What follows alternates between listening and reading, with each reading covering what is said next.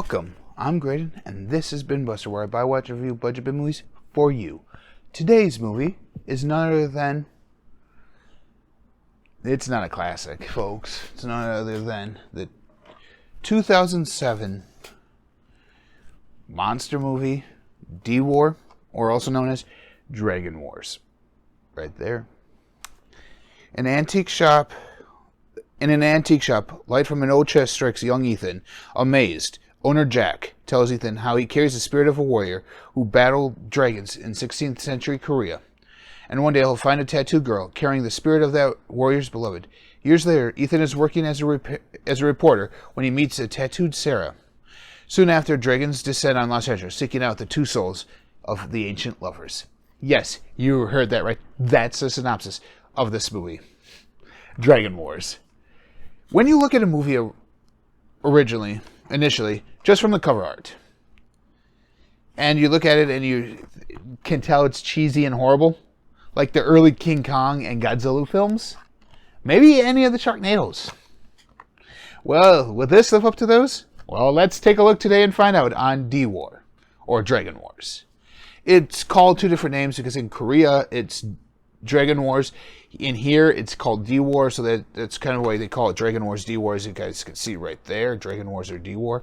So this title is going to have both of them in the description down below. So this is the Korean legend of this. Like always, I'll give you my good, my bad, my thoughts, and the overall rating on this movie. This was given to me as an idea to do a movie by a guy who follows me on Twitter. So if you haven't followed me on Twitter, do so. Links in the descriptions down below. I'm just bringing up their Twitter name so you guys could follow them as well with this. I'm bringing up, it's right here, the As Yet Untitled podcast. The As Yet Untitled. They told me about this movie. They're like, oh, we think you should review this film. Here it is, gentlemen. Here it is. D-Wars. Dragon Wars. D-War, Dragon War, whatever you want to call it. It's right here. I bought this off of eBay for 99 cents. Yes, 99 cents. Plus it was like $2 shipping, so it's like $3 altogether. I bought this for $3. Is it worth $3? Or is it going to be like Emoji Movie that I just got rid of? And it's horrible. Well, we'll find out. Here's the good. The Korean legend this is based on. And that's about it. For the good, for that aspect of it. Basically, to boil it down, what this Korean legend is about, it's about a good serpent who's there to protect the world and a bad serpent who's there to destroy it. And you can see the two right there. And every 500 years, a woman is called to bring forth the power of the Celestials to one serpent to make it ascend. And that's the premise of this movie. Right there. Hands down. This Korean legend plays in there. It's a Korean legend that takes place in Los Angeles. Yeah, you heard me correctly. It takes place in Los Angeles, California. Not Los Angeles, Korea. There's not even a Los Angeles in Korea. So, we get a pretty decent setup for a Korean movie. But that's not it. What I mean by that is, just hold on. I'm getting there. The second half, you know what? I'll get to that. When this film was made, the CGI wasn't bad, but it hasn't aged well either. This could have had a badass toy line. This goes up to the best part of the Korean movie. Literally, this could have had its own toy line. Because you had Rancor-style creatures with bazookas mounted on them. Yeah, I'm literally dinosaurs with bazookas mounted on them. In fact, there's one of them right there. And there's guys riding around dinosaurs that look like Rancors, too. So, I mean, this could have sold a bunch of toys. And that's what I'm saying. To start off with, we have a bunch of martial arts. We have a bunch of Korean storming the castle type of montages. This could have been a good kung fu flick, but it's not. It's a dragon movie. So, with that, the second half of this movie is fun. That's where they actually picks up. The first half is kind of meh. And I'll get to that in a little bit. The villain summons up a dragon army. Literal dragons and the Rancors with bazookas show up too. It is humans versus dragons. The D-War is here. Yes, that's right. The D-War. The Dragon War is here.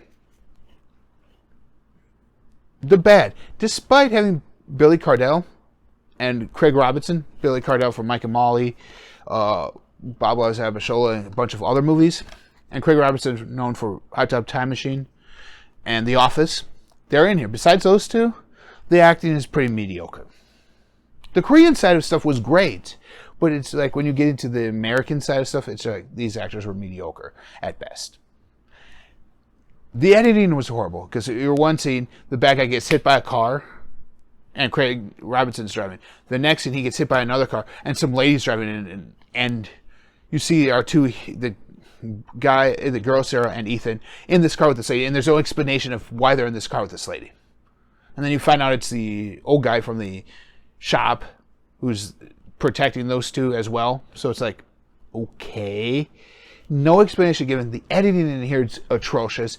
It jumps and doesn't make any sense. It's not fluid. Like I said, the first half is slow and boring. They try to give us a story. It's there, but it doesn't feel like it's whole. There's stuff missing. And like I said, it's the editing aspect of it. Example, when the two main characters are we find out that the two main characters are reincarnated versions of the same people that open up this movie. That's not explained till it's the second half of the movie, that you guys are the reincarnated versions of these beings to begin with.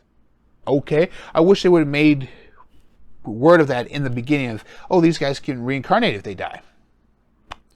But yet the couple commit suicide, they jump off a cliff, die, before she's able to make this serpent ascend into dragonhood, and they both die and go on to heaven, quote unquote, go on to heaven.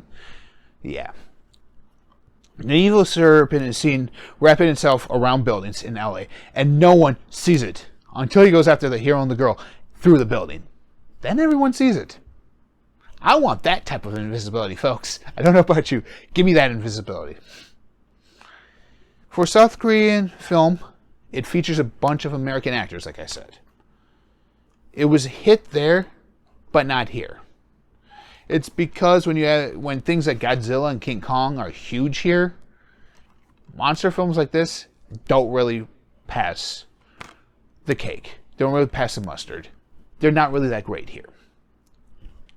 And ultimately, at the end of this movie, we literally have Mordor. I'm not kidding. It looks like Mordor. And I'm just going to leave it at that. The hero is after the girl, and she gives her life to send to the good serpent, who then eats her soul and then transforms into another dragon type of creature. It looks kind of like Shenron, more so now than ever before. Yeah, because they look like serpents, and when they ascend, they look like more like a dragon serpent. So, yeah. Then it leaves and takes her soul with her, so they go off to ascension or heaven. And that leaves our hero Ethan in Mordor. What does he do now? He's in Mordor. Does he escape? Does he survive? Does he live out there? Does he die? We don't know. It just ends like that. It just ends. Yeah. What do I give this rating of this movie? The guy who gave it to me says, good luck with this one. This one's horrible. And I agree with him. I did mention a lot of goods. I did mention a lot of bads. So, with the realm of this, what my gut opinion is on this movie, it's a 1.5 star movie. I'm keeping it on my shelf because it's a creature feature. My wife and I are into collecting creature features right now. This is going to be added to that pile of stuff to watch with her. She may not like it. It's cheesy. It's cheesy. The kung fu stuff there is top notch. Just wish they had more of it. It's a 1.5 stars. And remember, just because your serpent shows up doesn't mean you have to go in an all-out D-war. Find the evil serpent, give him this movie, and make it a movie night. Remember to subscribe, like, and share this video with your friends. I'm at 237. I want to hit 300 by the end of November. I want to hit 300, and I know I can do it. Thanks for everyone for watching, and remember, make it a movie night, even though if it's terrible like this, and dive right in.